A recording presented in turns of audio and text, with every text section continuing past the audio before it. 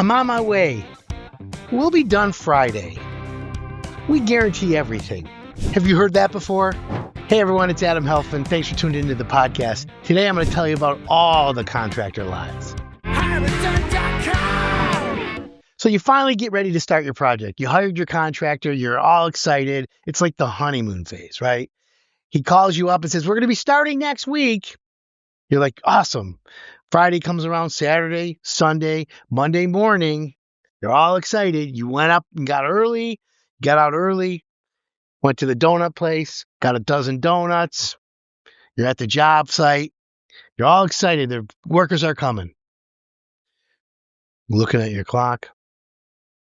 You're like, where are they? Well, I don't want to be that homeowner. I don't want to be that homeowner and go to the contractor and start calling so early. What do? I got it. I'm going to text the contractor and say, hey, I've got donuts and coffee here. What time are you guys around? Well, it's all about communication. However, there are a lot of great contractors out there, and there's a lot of contractors who lie. Today, we're going to discuss the lies that contractors tell you, the homeowner, to buy themselves some time, but just to get through the conversation. Now, I'm not condoning these things, but these are real world examples. This is real. Don't let your contractor lie to you. But let me preface everything again. There's still, for every bad contractor, there's 10 good ones. So here are some of the lies contractors tell you. Lie number 1. I'm on my way. The guys are on their way. So you hear that. You're always going to hear that they're on their way. What do you do if you're suspicious if they are on their way or not? What you got to do is you got to respond in a way that doesn't raise suspicion to the contractor. So he says, hey, man, we're on our way. You can respond saying, oh, my God, great. I was about to leave. I'm going to stick around the house and wait. I have a few questions. And that's it. That way, if he was lying, you'll know. Because then he'll respond and be like, oh, well, we're about an hour out. Go run your errands and then come back. As soon as he says that, that means he's full of beep because he's not on his way. Remember that. Another response to we're on our way is, okay, great. I'm on my way home. I'm going to stop and get some donuts for the crew. How many people are there?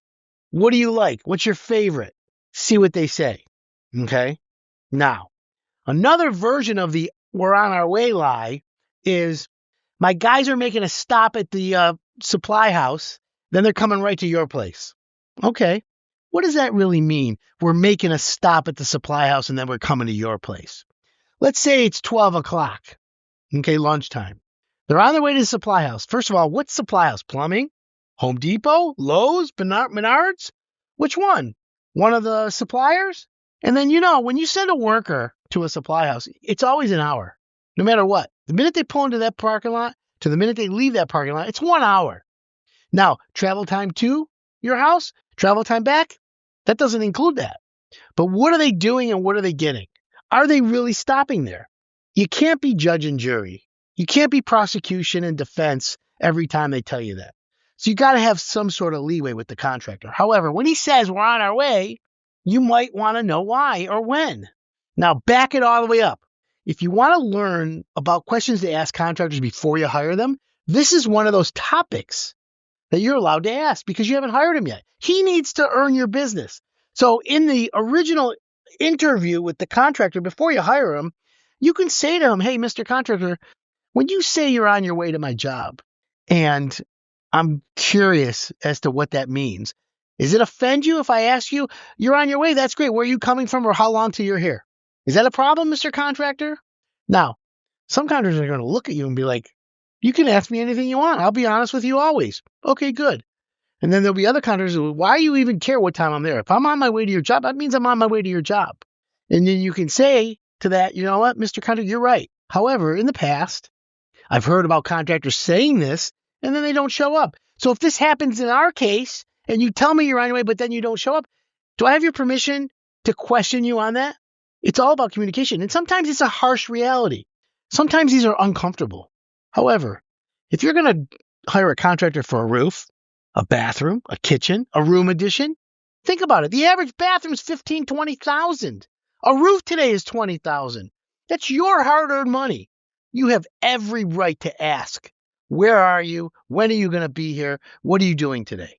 The good contractors are going to give you a schedule. They're going to call you every morning. Hey, Mrs. Jones, guess what? No one's coming today. I wanted to tell you because I didn't want you sitting around waiting, getting anxiety, thinking we're going to come or not. That's why I'm calling you to let you know we had something come up. We got to take care of something else. We'll be here tomorrow. If a contractor did that with me, I'd be so happy. Yeah, you're not coming, great, but thanks for telling me. Because most people don't know when things start spinning in your head, it goes off the rails. And then there's that friction between you and the contractor, and then it ends up terribly. So this is another lie. We're on our way. However, that's how you decipher whether or not it's a lie. Here's another lie. Is your work guaranteed? That's a great question. Mrs. Jones, all our work guarantees. We guarantee everything. Oh, what does that mean, Mr. Contractor? Ask, what does your guarantee mean? Because there's a difference between the word guarantee and a warranty. Did you know that? There's a difference. Contractors guarantee their work. Guaranteed against what?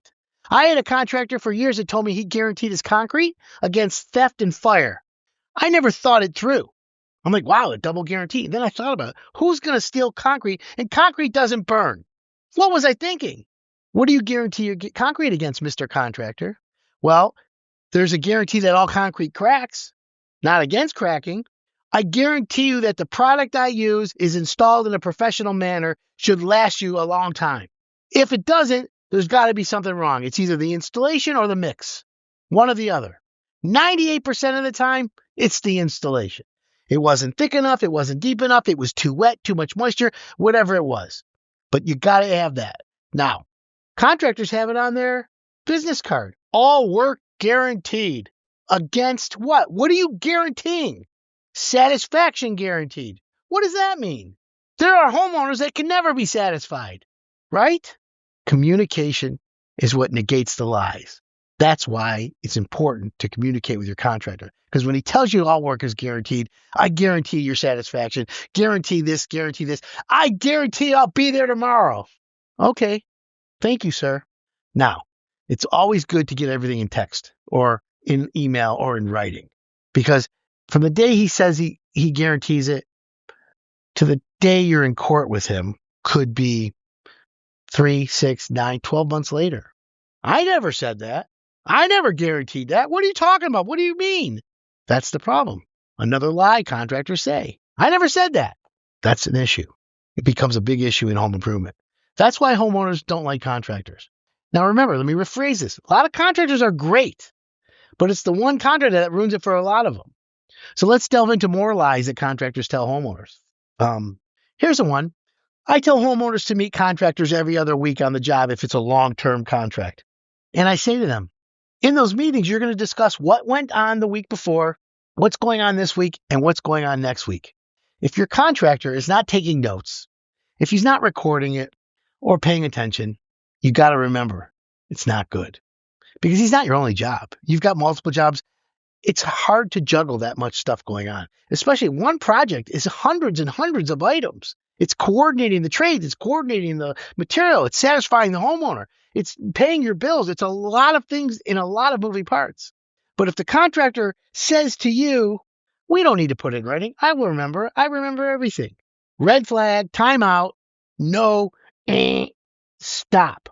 It must be in writing. Now, today, with artificial intelligence, AI, apps, recording, you could take that app and your phone, hit record, and then it's all said and done. When it's done, it'll type it all out, it'll text it, and it'll summarize it. Send it to the homeowner, send it to the contractor, and say, hey, per our meeting today, here's what we discussed, here's what we agreed to, here's what's going to happen next, see you in a week. How simple is that? Now, the onus of that is not on you, the homeowner. I will tell you. It's the responsibility of the contractor to make sure that he communicates with you, the homeowner, properly. And if he doesn't, it's his fault. This is his business. He's a professional. And in a professional contracting business, it's his job to communicate with the homeowner. And whether it's this homeowner A, homeowner B, and homeowner C, they all may need different ways to communicate. It's just like communicating with different children. You must learn and you must communicate so that everyone understands. That's very important, and this is crucial advice for you, the homeowner, when you're hiring a contractor. Communication goes both ways. Here's another lie. This one could be used on a lot of things. Yeah, we're going to put your tile in, Mrs. Homeowner. Don't worry. Okay, great. Does that include everything? Everything is included. Everything is included. If you've heard everything is included in a project, I always tell homeowners, if you put down everything is included, break it down. Hand the proposal back to the contractor and say, Mr. Contractor, I appreciate you telling me everything's included. And that's great because that excites me. However, I listen to Adam Helfman. And by the way, subscribe to this podcast if you want to learn more.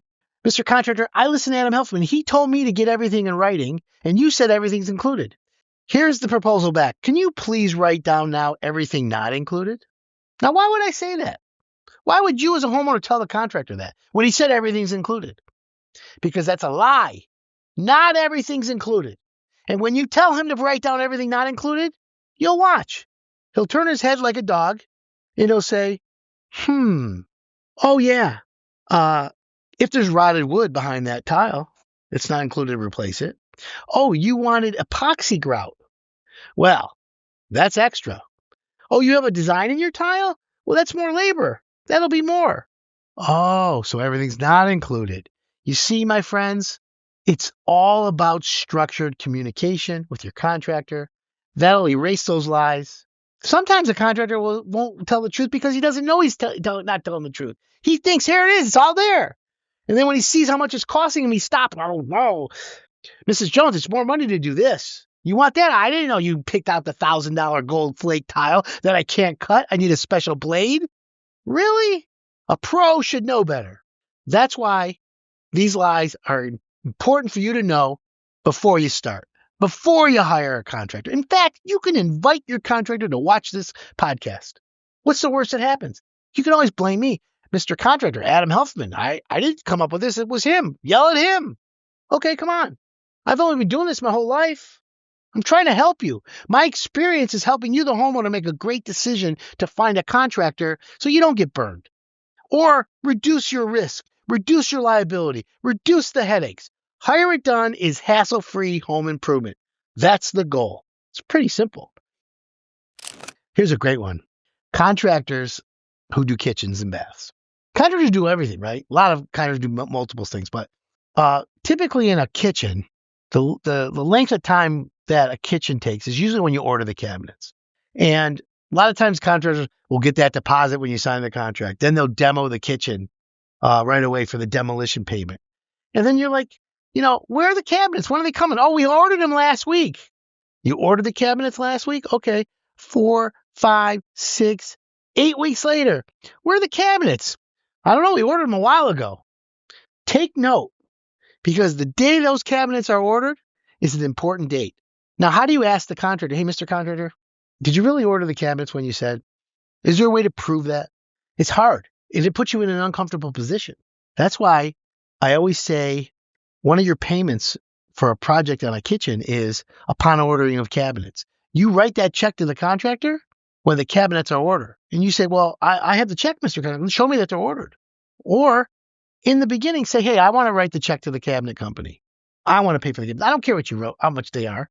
I want to write the check. Sometimes a contractor won't tell you that, so it's very difficult. But my point is, this negates that lie. We ordered them last week. I can't begin to tell you how many times contractors say, oh, the cabinets are ordered, and they're not. That's a big problem. Here's one of the best lies contractors tell. Now, remember, contractors have good intentions. Even the ones that lie are still trying to do good work. Not all of them, though. Here's a great one. We'll be done next week. We'll be done next week. Again, what? Mr. Contractor, I'm so happy that you're going to be done next week, but can you please define what done means? Next week, you need my final check? Are you done with inspections? Am I going to be able to move into my kitchen? Am I going to be able to make my first meal in the kitchen next week? What does will be done next week mean? Now, some contractors get offended when they're asked that. But here's the best part. To hire it done, you know what done means? I'll tell you what done means. Hire it done. Here's what it means. Usable completion. Usable completion. Where are you coming up with these things? Simple. Let's take a kitchen, for example. Granite tops, oak, veneer cabinets, maple, laminate, everything, right? Stainless steel appliances, everything's in. Water works. The faucets are in. The oven works. You're missing 5 cabinet knobs because when they got ordered, whatever happened, 5 didn't show up. You can cook in your kitchen.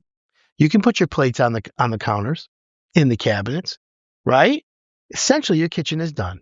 That's considered usable completion because you can make your meals, you can do things in your kitchen just because you're missing 5 knobs. Now, usable completion and punch list are very close.